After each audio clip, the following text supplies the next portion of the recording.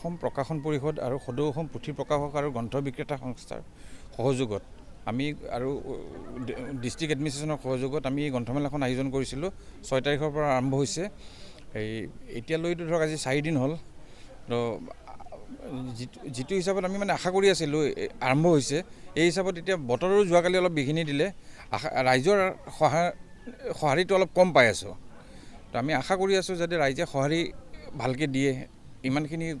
প্ৰায় আমাৰ 40খনমান গ্ৰন্থ বিপণী ইয়াতে আহিছে প্ৰায় 18টা প্ৰতিষ্ঠান গ্ৰন্থ বিপণী ইয়াতে আহি মানে বিভিন্ন গ্ৰন্থ লৈ পেলাই তেওঁলোকে ইয়াতে হেৰি কৰিছে প্ৰদৰ্শন কৰিছে তো ৰাইজৰ যদি আশাটো অলপ ভাল হয় আমিও ভাল পাওঁ ৰাইজৰ সহায়টো বহুত জৰুৰী হৈ পৰিছে এতিয়া আৰু ডিষ্ট্ৰিক্ট এডমিনিষ্ট্ৰেশ্যনৰ ফালৰ পৰাও বহুত তেওঁলোকে গাড়ী চাৰিও দিছে কথা বাৰ্তা চলি আছে বা এই কাৰ্বি আংলং অট'নমাছ কাউন্সিলৰ পৰাও তেওঁলোকে হেৰি সহযোগ কৰিছে তো আমাৰ দুটা অনুষ্ঠানটো লাগিয়ে আছোঁ তো এতিয়া আশা কৰি আছোঁ ৰাইজৰ সঁহাৰি পাবলৈ এতিয়া আমি ৰাইজকো আহ্বান জনাই আছোঁ কাৰ্বি আংলঙলৈ যিহেতু গ্ৰন্থমেলাখন আজি বহুত 2008 চনতে হৈছিল তাৰপিছতে এইবাৰ গ্ৰন্থমেলাখন অনুষ্ঠিত হৈছে তো যদি ৰাইজৰ সঁহাৰিটো ভালকৈ আমি নাপাওঁ ৰাইজ যদি আহি নাপায় তেতিয়াহ'লে ভৱিষ্যতলৈ আমি ইয়াতে গ্ৰন্থমেলা কৰিবলৈ আমাৰো অলপ অসুবিধা হ'ব সেই এটা হেৰিত ৰাইজক অনুৰোধ কৰিছোঁ যাতে সকলো ৰাইজ ওলাই আহে গ্ৰন্থমেলাখন সফল কৰিবলৈ চেষ্টা কৰে হয় আটালে সম্ভাষণ জনাইছোঁ আমি একচুৱেলি ইকফা ইউনিভাৰ্চিটি ত্ৰিপুৰাৰ ফালৰ পৰা আহিছোঁ ইয়াত সুদূৰ ত্ৰিপুৰাৰ পৰা আগৰতলা টাউনৰ পৰা আমাৰ 15 কিলোমিটাৰ আঁতৰত আমাৰ ইউনিভাৰ্চিটিখন আছে প্ৰথমবাৰৰ পৰা হোৱা এই যিটো ডিফু গ্ৰন্থমেলা তাত আহি খুব ভাল লাগিছে এই পাহাৰীয়া ঠাইখনৰ উন্নতি আমি বিচাৰিছোঁ আমি ইউনিভাৰ্চিটিৰ ফালৰ পৰা শিক্ষাৰ দিশত আমি কৰিবলৈ বহুত বিচাৰোঁ ইয়াৰ যাতে যিখিনি উঠি অহা যুৱক যুৱতী আছে তেওঁলোকে শিক্ষাৰ ক্ষেত্ৰত আগবাঢ়ি যাওক গতিকে আমি সেইটো আশা লৈয়ে এটা বাৰ্তা দিবলৈ আচলতে আমি ইয়ালৈ আহিছোঁ যাতে তেওঁলোকে যিটো নতুন যিটো নিউ এডুকেশ্যন পলিচি আমাৰ কেন্দ্ৰীয় চৰকাৰৰ সেই পলিচিৰ আণ্ডাৰত কি তেওঁলোকে বেনিফিট ল'ব পাৰে কেনেকৈ তেওঁলোকে এটা ভাল জীৱন যাপন কৰিব পাৰে গ'লে তেনেধৰণৰ আমি বাৰ্তা এটা দিবলৈ ইয়াত আহিছোঁ ত্ৰিপুৰাৰ পৰা অশেষ ধন্যবাদ আপোনালোকলৈ হয় হয় ইকফা একচুৱেলি ইকফা ইউনিভাৰ্চিটিখন 1986ত ইষ্টাব্লিছড হয় এইখন ইয়াৰ মেইন ইউনিভাৰ্চিটিখন আছে হায়দৰাবাদত আৰু 1986ত UGCয়ে ৰিকগনাইজ কৰিছিলে তেনেধৰণে গোটেই ভাৰতবৰ্ষত তেওঁলোকে 11খন ইউনিভাৰ্চিটি তেওঁলোকে ইষ্টাব্লিছ কৰিছিলে আনকি তেওঁলোকে আমাৰ নৰ্থ ইষ্টৰ উত্তৰ পূৰ্বাঞ্চলৰ বাকীকেইখন ডিষ্ট্ৰিক্ট বাকীকেইখন ষ্টেট বাকীকেইখন ৰাজ্য যেনে মেঘালয় মিজোৰাম নাগালেণ্ড আৰু ত্ৰিপুৰা এইকেইখন ৰাজ্যত আছিল অসমতো হোৱা কথা আছিলে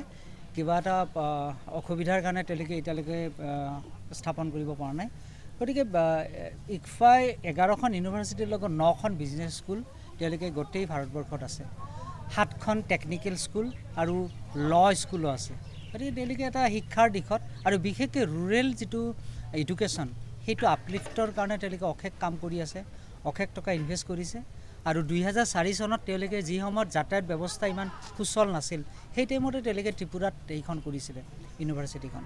গতিকে আমি ভাবিছোঁ এই অঞ্চলৰ ল'ৰা ছোৱালীখিনি ইয়াৰ জৰিয়তে হেৰি হ'ব লাভান্বিত হ'ব আৰু তেওঁলোকে ইয়াত আহি সুন্দৰ এটা পৰিৱেশত বিভিন্ন ধৰণৰ কোৰ্চবিলাক বিভিন্ন বিষয়বস্তুবিলাকৰ ওপৰত তেওঁলোকে জ্ঞান অৰ্জন কৰিব পাৰিব আৰু ছাত্ৰ ছাত্ৰীসকলে যদি আপোনালোকক জইন কৰিব বিচাৰে ইকফাই তেনেহ'লে অতিকৈ চমু বা ওচৰত হয় কোনখন স্থানত গৈ তেখেতসকলে এইবিলাক হয় হয় এই ছাত্ৰ ছাত্ৰী বিভিন্ন সুবিধাৰ কাৰণে তেওঁলোকে বিভিন্ন স্থানত তেওঁলোকে একোখন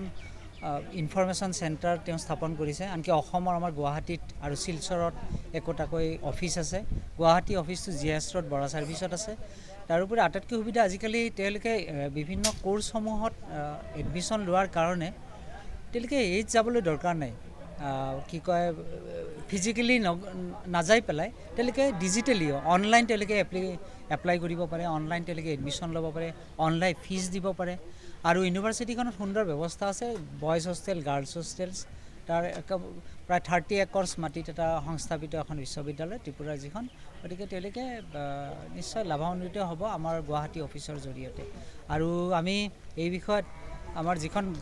লিফলেট ব্ৰচাৰ ইয়াত আমি বিভিন্নজনক আমি ডিষ্ট্ৰিবিউট কৰিছোঁ তাৰ পিছফালে আমাৰ এড্ৰেছবোৰ দিয়া আছে গতিকে সেই এড্ৰেছবোৰ লৈও তেওঁলোকে ইয়াত আহিব পাৰে আপোনাৰ পৰিচয় হয় মোৰ নাম হিমজিত শৰ্মা মই 2011 চনৰ পৰা ইকফা ইউনিভাৰ্চিটি ত্ৰিপুৰাৰ লগত জড়িত হৈ আছোঁ মই as a deputy manager development কাম কৰি আছোঁ আৰু মই সমগ্ৰ অসমৰ লগতে অৰুণাচল প্ৰদেশ মেঘালয় এইটো অঞ্চল মই চাব লাগে বিভিন্ন ডেভেলপমেণ্ট কাম বিভিন্ন এডমিশ্যন ৰিলেটেড যিবোৰ কাম থাকে সেইবোৰ চোৱা চিতা মই কৰোঁ